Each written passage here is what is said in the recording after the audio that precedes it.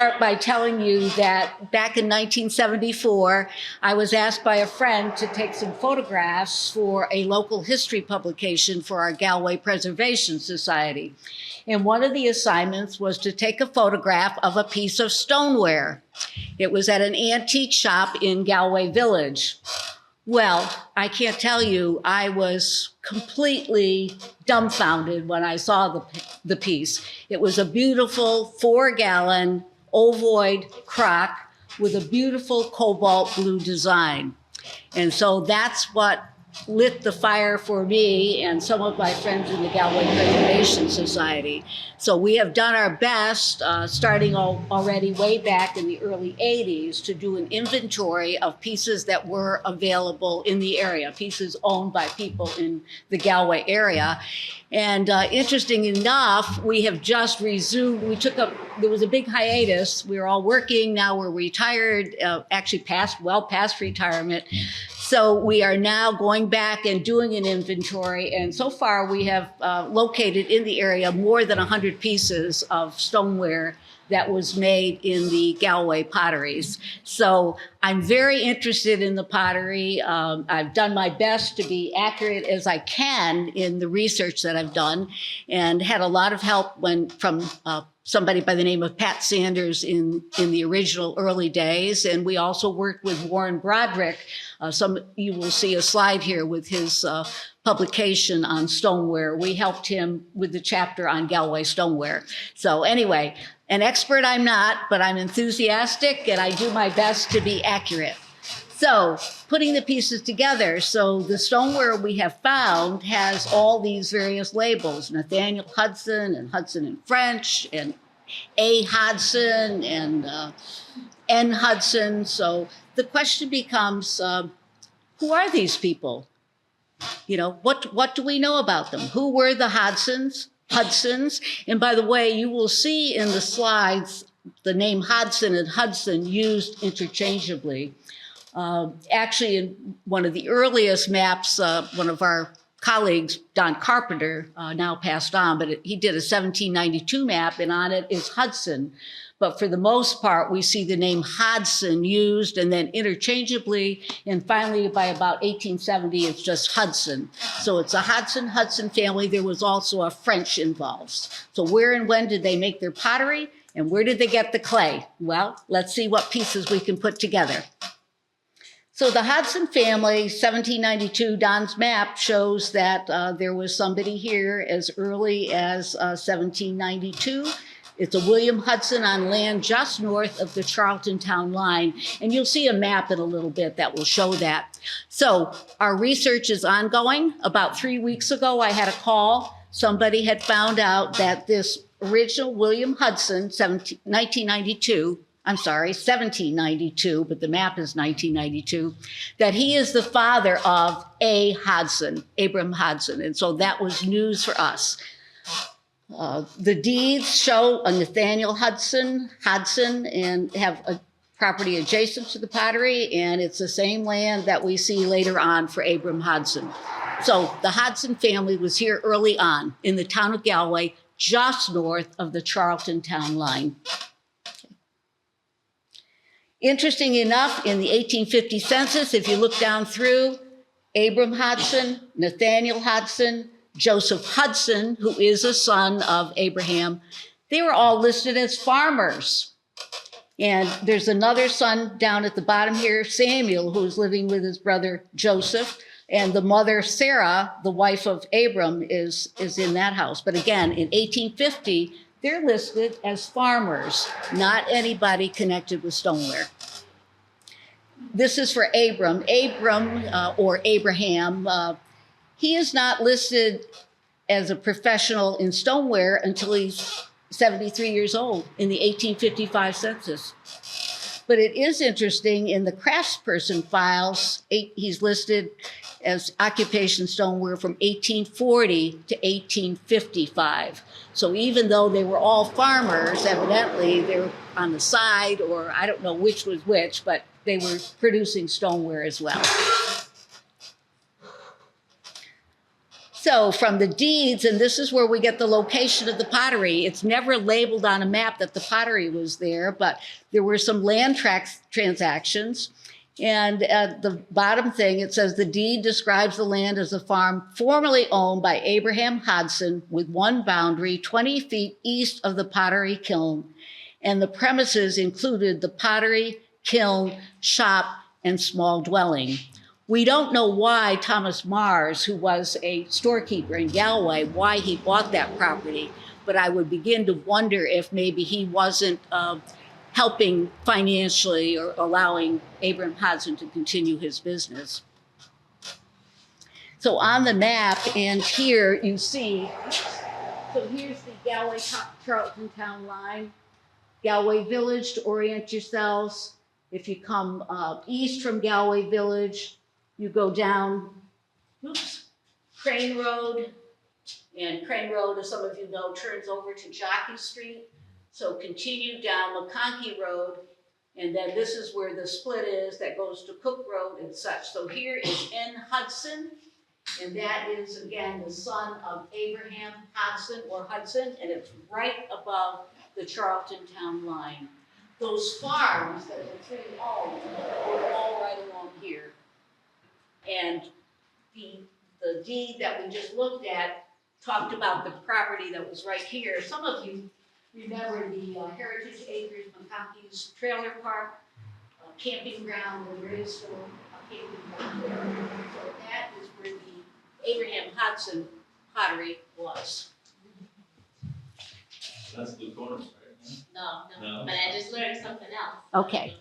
So the source of clay. So we're fortunate enough in our Preservation Society to have oral history collected in the 1920s. So I'll just give you the hint about that. So we have quite a bit of information collected that way.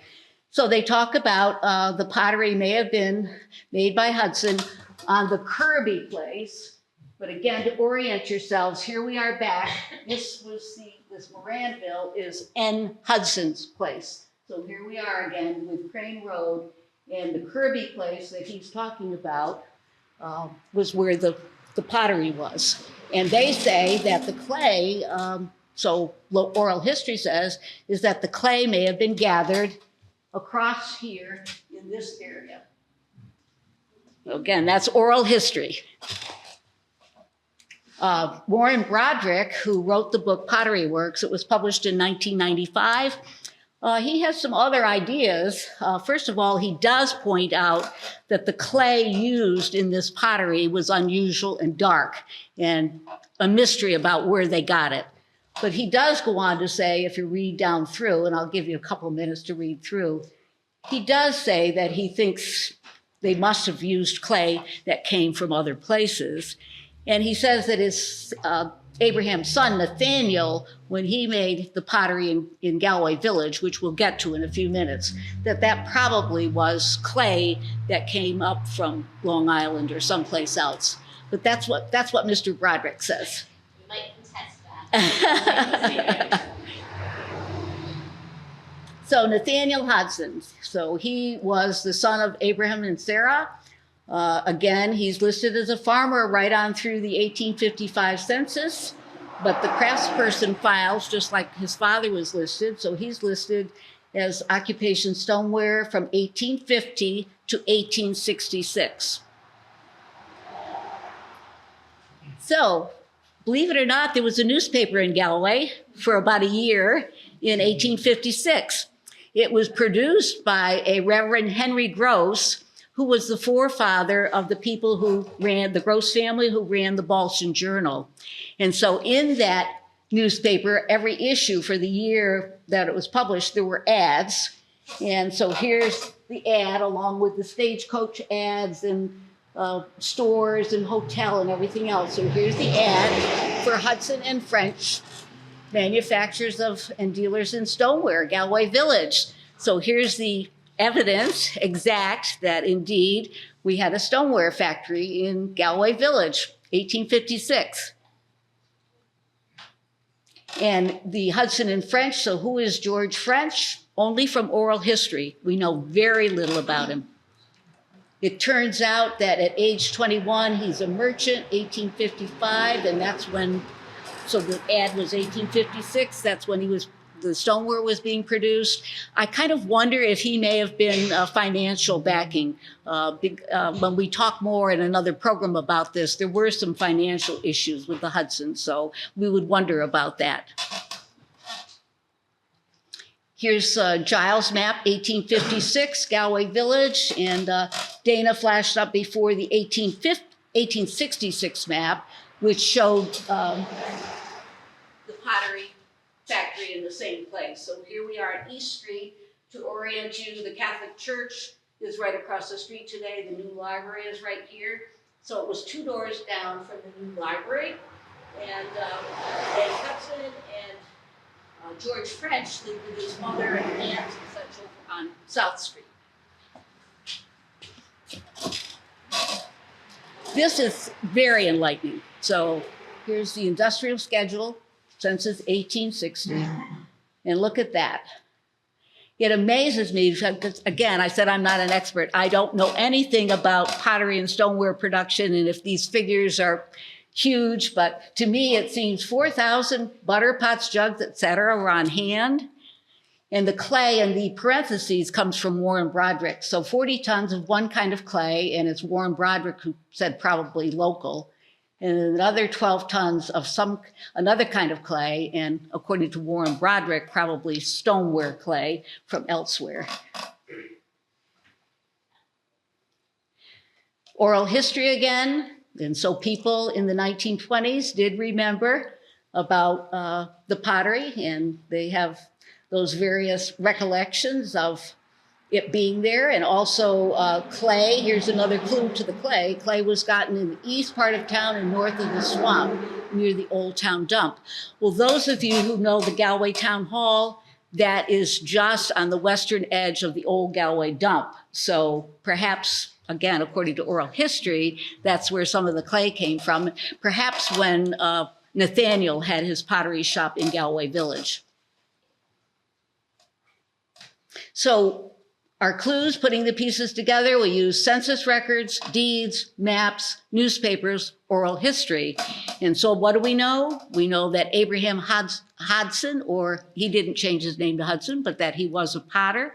He produced pottery in the town of Galway, just north of the Charlton town line.